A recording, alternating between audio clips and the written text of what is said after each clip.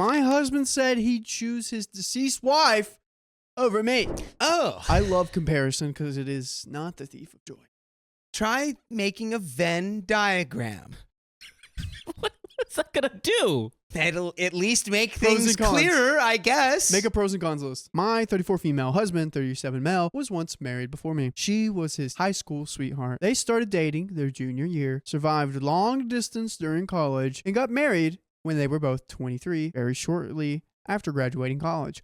By the way, this comes from No Context 77, and if you want to submit your own stories, go to r/OK Storytime subreddit. So she passed away unexpectedly at the age of 26 from an aneurysm, and it obviously devastated him. Bro, it's... Especially because they were extremely young. They never had children. He contemplated remarrying because he was so heartbroken, but we ended up meeting about 4 years after that. We got married when I was 31 and he was 34, and we have 2 children. Last night, we were at a friend potluck gathering. Everything was going well until one of our friends brought up a new topic that had to do with relationships. She was newly divorced, so it was about her divorce. Oh no, lovely. Others were chiming in with past relationships from high school, college, etc. I had said I never thought I would get married because my luck with men has always been terrible until I met my husband. And I said I felt very lucky to have met him. After a little while longer, my husband brings up his deceased wife. Everyone has known he was married before me and that she had passed. He was talking about her and then drops a bomb and goes, if she walked through that front door right now, I'd pick up where we left off. If I am being honest, it felt like someone put my heart in a blender and the old 1-2'd me in the gut as hard as they could. Everyone in the room could sense the awkwardness that followed. To avoid making a scene, I just laughed it off, even though I think it was still obvious that it hurt me. I just felt that if you still felt that way, then why are we married? I've never asked him to get over his wife. I've never had a deceased spouse or even a deceased partner, so I'm unsure how that feels, but I would never say that in front of my new spouse. Exactly. It's like, Golly. there's a time and a place.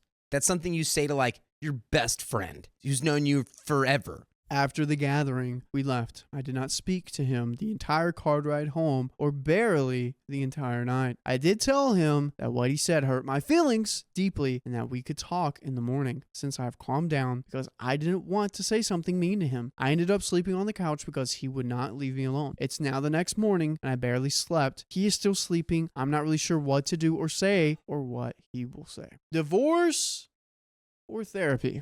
Therapy. Therapy? Therapy. Really? I think, yeah. This one comment isn't divorce worthy. No. This one comment doesn't show that he's not ready to have you as a wife. Well, it's like you're talking about like a really intense emotion and something that honestly, like, you know, being in a relationship with someone that just like you're just like in love with and you're like, this is going to last like forever. And then like if that person just like fell off of the face of the earth, that would have shattered me for the rest of my life. It wouldn't matter who I met or who I got married to. That would always be in there somewhere. I also have tried to reply to as many comments as I can. They were flooding in, and we are into the update right now. I may still try to read them and reply to them. Many brought me so joyous and grateful tears. Also, Booze was not involved in the scene. He wasn't wasted. My husband is 6'3" and almost 250 pounds. He had eaten quite a bit and had one. He was practically sober. Anyway, we talked. I asked him to let me go first and to not interrupt. He doesn't usually interrupt anyways. This isn't verbatim, just a rough sketch of how things went. I'll also include points of some of you without mentioning I posted about this stuff, of course. Me. I just want to say that I do not hate you for what you said. I understand where you were coming from. She passed, and it was something neither of you saw coming. I could never ask you to get over her or forget her because I know how much you loved her. She was your first love. I do understand that if she hadn't passed, we likely would not be together. And you two likely would be together. I have always understood this. But to say what you said hurt my feelings and embarrassed me. And even though her coming back from the passing away place is impossible, if it were possible, you would have leave me and the children. It was probably one of the worst things anyone has ever said to me. It is clear your feelings about her are still raw and it hurts, and I want to get you counseling. I also want couples counseling very, very soon. He then apologized profusely. Wait,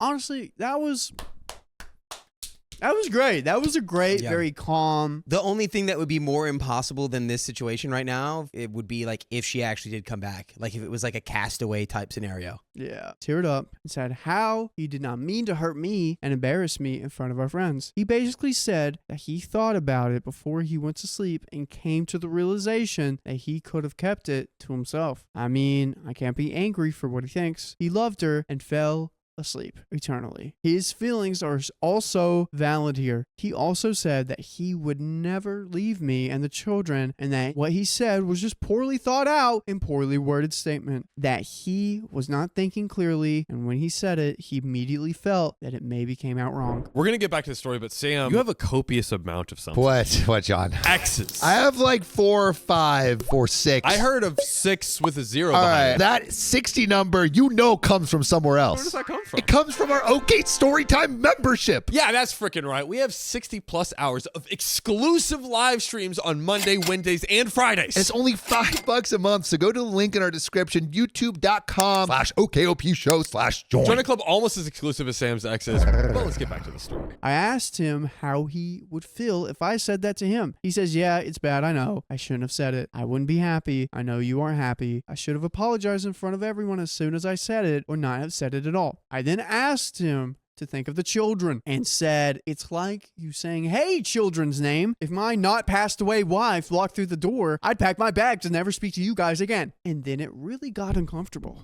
After some silence, I had no idea what to say after that. He asked me if I wanted to divorce. So I asked him why he would think I would want a divorce, just to see what he would say. He says he doesn't know. I didn't answer his question, and he said we needed to look into counseling, that he needed to go to counseling for himself, and that we would go to couples counseling. And if the answer is no, I am not interested in moving forward. This isn't 100% about the comment anymore. I need to know if he's willing to make the necessary changes and to put in the work to fix what he messed up. Because if he were to dismiss my feelings or not want counseling, it means he doesn't think that it was that serious and that he might not think to take me seriously. I also told him this. Some of the comments also told me to take the kids elsewhere. I agreed with this because it would be difficult to get through this while also parenting. I've got a very young daughter and a son that is a toddler. They are currently with my parents for the weekend, and I will be getting them Sunday night. So this gives us time to really work. Wow. So this is, it's like the little onion. It's like, oh, what's underneath here? Oh, Yeah. It's like, it's, or maybe not the onion. I The mean, orange there's peel. layers. There's layers to The the orange onion. peel. The It's orange like, peel, oh, it's a little rotten in there. Oh no. We gotta fix it. You waited a little too long to eat that orange. Getting Oh. rotten. Yeah, no, I think it's good to get under the hood.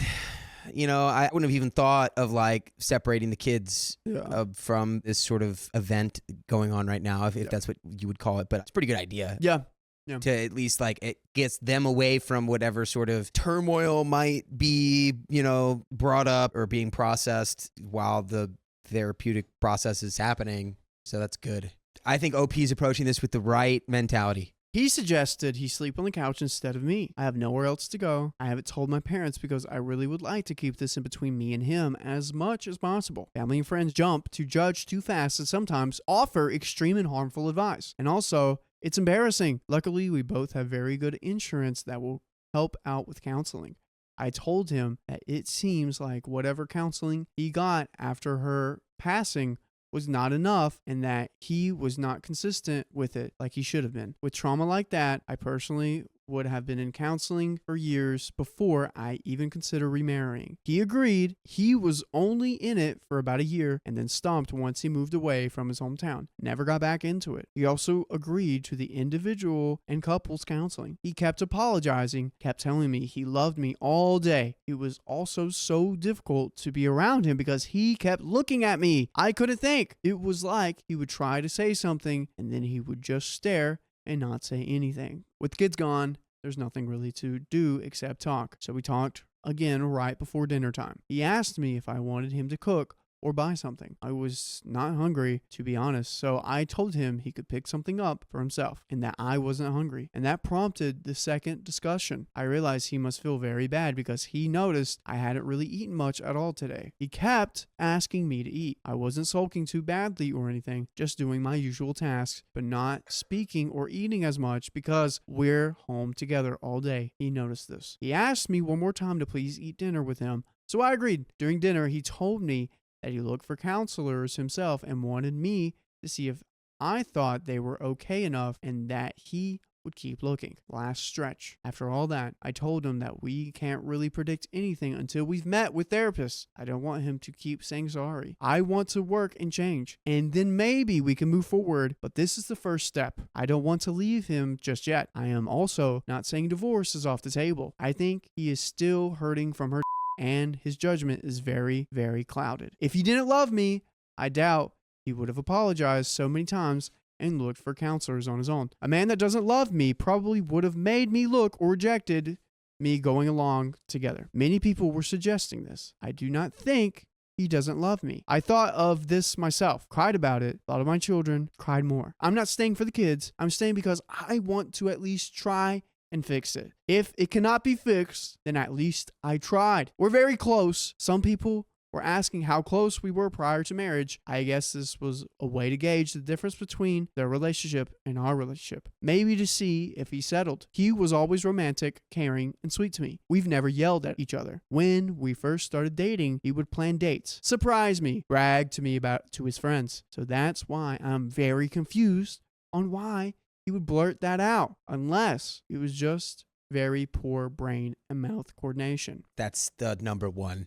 I'm going to say that Yeah, one. that's the number one culprit. I also told him that I may need to get a counselor for myself. I don't think I need one. Someone suggested this, but I think he needs it more than I do. And because of insurance companies are getting crappier by the year, 3 counseling bills may be pushing in. I don't know. If I do get one, it's because I don't want to potentially resent him or doubt myself. Some people were making attempts to make me doubt myself. Some people were very nasty to me. I appreciate Reddit hiding comments with many downvotes as they may be mean to me, but I couldn't help but click. Some of you are very mean and nasty individuals, and I hope you find happiness one day. I hope that you find someone that you can fall in love with and then they die 3 years later. Wait, what? What? What? I was picking. I know. I was like, right. You just picked that up out of nowhere. Oh my God. You know those things where it's like, I hope you have a Dude. wife and kids and a family of 4 one day and they all get in a car accident. Has anyone ever told you that? Nope. Someone told me that once. You technically just told me that now because you looked me in the eyes when you said it. I just asked if anyone, it's sort of like, has anyone told you that they like your hat? You're like that scene when Nick Cage is like, have you ever been dragged along the sidewalk and beaten until you pissed blood? He said that. Where's your nana? There could be another update in the future. Not opposed to making one. Thank you all for your kind words and support. I've also responded to everyone that texted me. 3 people, blah, blah, blah, blah, blah. They basically said the same thing. They can't believe he said that. They feel bad for me, asking if everything is okay, what he said was not okay, etc. He showed me some of the texts with him and his friends, and some made me cry with how kind they were towards me, basically telling him he wasn't necessarily wrong for thinking that, but would be wrong for saying that. And by the way, it will not be wrong for you to join us every freaking day Every day. on your favorite podcast platforms when you search up, Okay, story time. and there will be how many days worth of content? 48. Just click there. Just go right now. Oh, wait. Right after this. We just added another one. Another day of content. Well, another episode. of content. 23 more, and it'll be another Every day we update a day of content. But do you think they're gonna make it? It's hard because they're an idealized version. It's like they're you can't actually compete with them because they're not here anymore. Yeah. So all that you have is an idealized memory, right? But that's why moving forward with counseling, with therapy, can maybe help break down this grief into something that's actually digestible for OP's partner. And then he can move forward without this being this like, all right, well, I have her up on this pedestal that no one else can touch. Because that also is unfair for OP to have that sitting in the back of her brain, regardless of if it was said in a bad way or not. It's like they're going to have to figure out how to, break that down into something that can be, Oh, it'll be tough. Back to the story. I told him I loved him as well. And I've never not loved him for even a second. And that I wasn't angry with him. And I didn't want to, I guess, suffer for what he said. But I was just hurt and needed him to know that it did hurt me and him to respond how he saw fit, and we'd go from there. That's all for now. I couldn't possibly answer more questions here if you have any. If I didn't address your question, I'm sorry. Blah, blah, blah, blah, blah. Have a nice weekend, everyone, and thank you again. And thank you for your lovely story. I hope things work out. But that is the end of that one.